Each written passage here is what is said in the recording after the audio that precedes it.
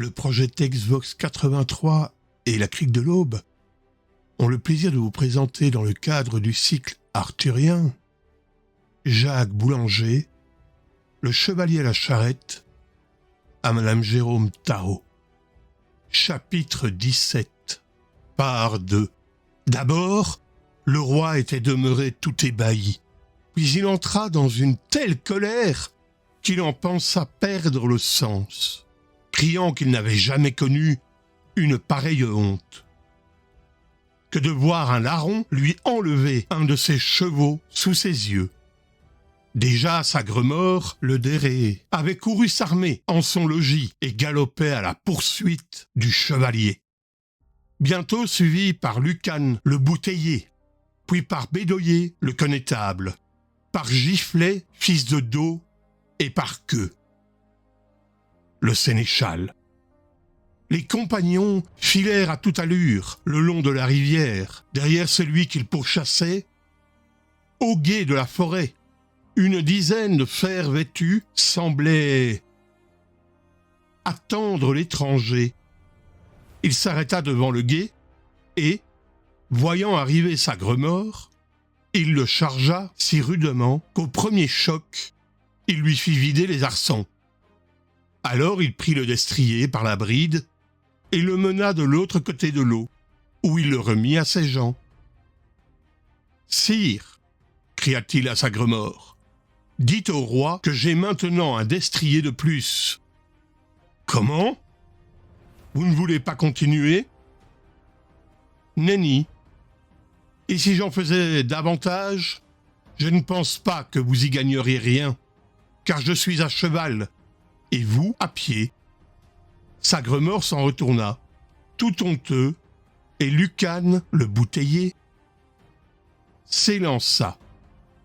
Mais il fut abattu de même, et l'étranger s'empara de son destrier en le priant de dire au roi qu'il avait, grâce à lui, un nouveau cheval. Et sachez qu'il en fut pareillement de Bédoyer, le connétable, de Giflet, fils de Do, et de Queue, le sénéchal.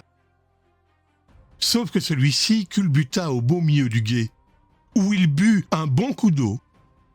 Tous revinrent à pied vers le roi, qui, humilié, s'en prit du tout à son neveu. Mais Messire Gauvin se contenta de lui répondre. « Bel oncle, il n'y en a ainsi que plus de honnie. » Là-dessus, le nain reparut avec sa charrette. Mais elle portait cette fois une demoiselle voilée qui parla comme il suit.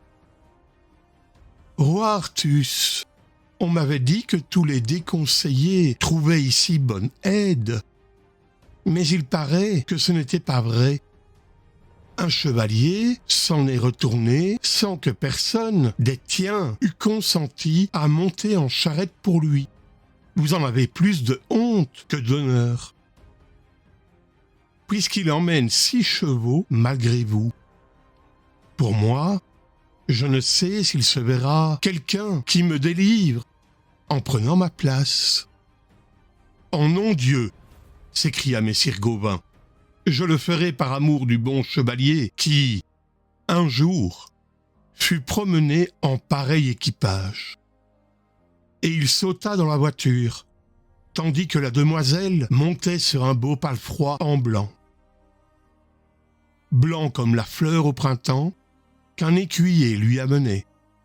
« Toi et les tiens, continua-t-elle en s'adressant au roi, vous n'auriez pas dû manquer au chevalier charretté, car il n'était là que pour l'amour de Lancelot, qui un jour s'y laissa voir aussi afin de reconquérir la reine de Nièvre.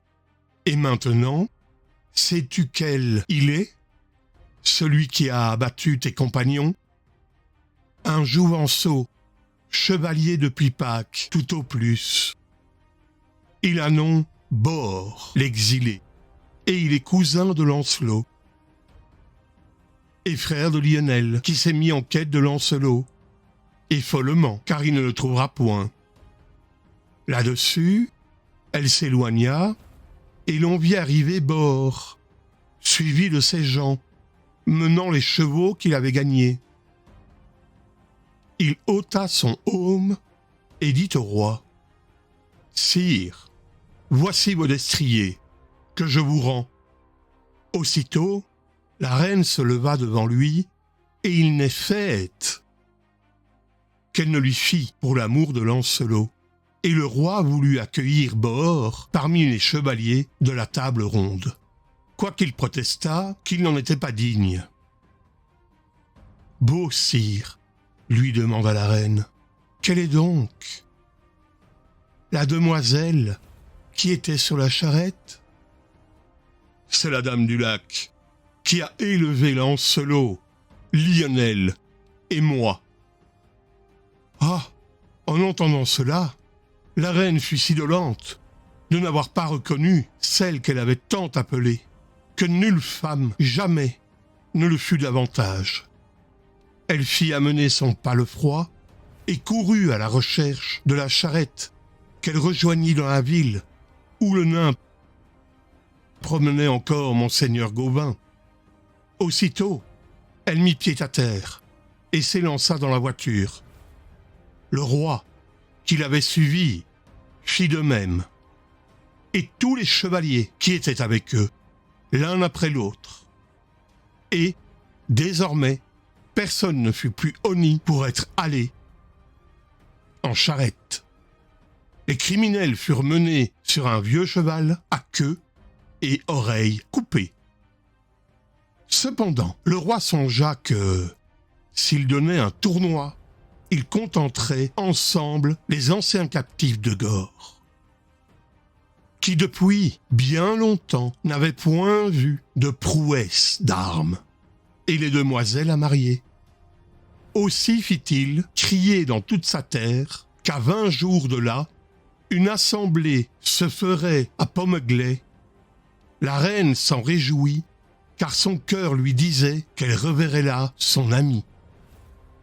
Mais le comte laisse ici de parler du roi Artus et de sa cour, et devise de ce qu'il advint à Lancelot quand il eut quitté Gaillon, la cité maîtresse du roi Baudemagou, en compagnie de 40 chevaliers, pour se mettre en quête de monseigneur Gauvin.